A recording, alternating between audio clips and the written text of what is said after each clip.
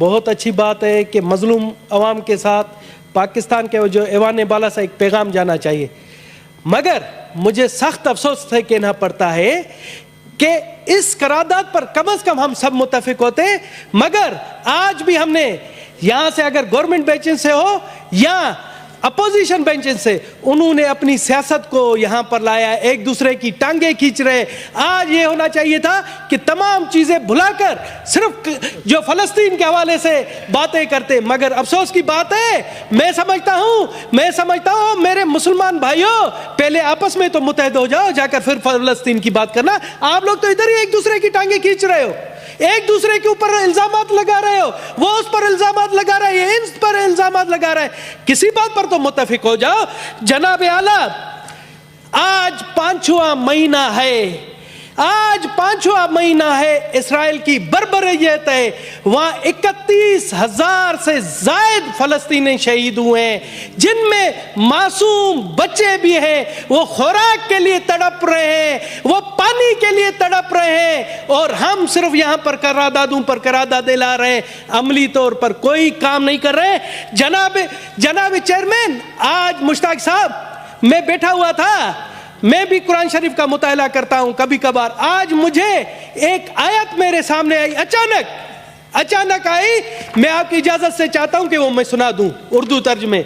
जनाब आला, सूरा नंबर 4 आयत नंबर 75, वहां कहता है, और ए मुसलमानों, तुम्हारे पास क्या जवाज है कि अल्लाह के रास्ते में और इन बेबस मर्दों, औरतों और बच्चों की खातिर ना लड़ो, जो ये दुआ कर रहे हैं कि हमारे परवरदिगार हमें इस बस्ती से निकाल आइए जिसके बाशिंदे जुल्म तोड़ रहे हैं, और हमारे लिए अपनी तरफ से कोई हामी पैदा कर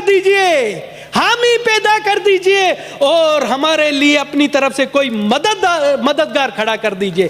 सर, गैर मुस्लिम होकर मुझे जब यह आयत आती है, मुझे शर्म आ रही है कि हम यहाँ पर सिर्फ करारदादे एयर कंडीशन माहौल में, गर्म माहौल में बैठकर कर रहे हैं, कुछ अमली तौर पर कोई काम नहीं कर रहे। ये आयत है। और मुझे किसी आलिम ने कहा कि इस्लाम में है कि अगर कहीं जुल्म हो रहा है तो उस जुल्म के खिलाफ आप लड़ो। आप लड़ नहीं सकते हो तो उसके खिलाफ बोलो, आप बोले नहीं सकते हो तो उसके खिलाफ दिल में मजम्मत करो। तो क्या है, कहां पर है वो चीजें? मुझे बताएं, वहां पर कहां पर ये चीजें? सर, वहां पर मुसलमान नहीं मर रहे हैं, वहां पर मुसलमान शहीद नहीं हो रहा है, ये इंसानियत का कत्ल हो रहा है। इंसानियत शर्मा रही है। हमसे तो आप कहते हैं आप लोग काफिर हैं, हमसे तो वो काफिर मुल्कों के लोग अच्छे हैं, जहां पर डेली फलस्तीन की हिमायत में मुजाहरे हो रहे हैं, डेली उनके हक में मुजाहरे हो रहे हैं।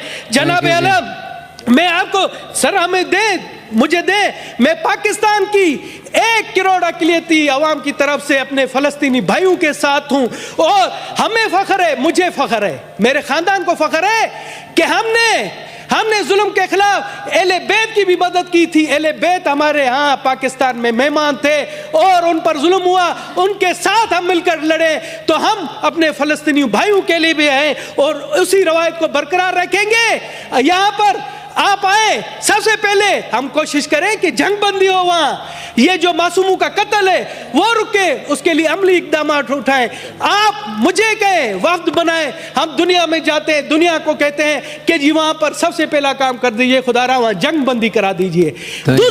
दूसरी तजवीज़ है कि वहां फलस्तीन के अवाम को, पाकिस्तान के वहां से 4 जहाज तो गए, मगर मैं कहता हूं कि इस ऐवान बाला से भी एक इमदादी जहाज जाना चाहिए, चाहे वो 20 करोड़ का हो। सबसे पहले धनेश कुमार ऐलान करता है आप फंड कायम करें, इस ऐवान से 20 करोड़ का सबसे पहले 1 करोड़ रुपए का ऐलान मैं करता हूं, मैं आपके फंड में देता हूं, आप करें, हया शर्म करें, आए और फंड का ऐलान करें। धनेश ने अगर 1 करोड़ नहीं दिया, मुझ पर लानत 1000 बार। आप 20 करोड़ रुपए का करें, आप करें, इधर से हम जाएंगे और इमदाद अपने फलस्तीनी भाइयों को पहुंचाएंगे, अद्वियात पहुंचाएंगे, उनके लिए पानी राशन पहुंचाएंगे। आप करें, ऐलान करें, अगर मैंने नहीं दिया मुझ पर लानत। Thank you ji, thank you ji.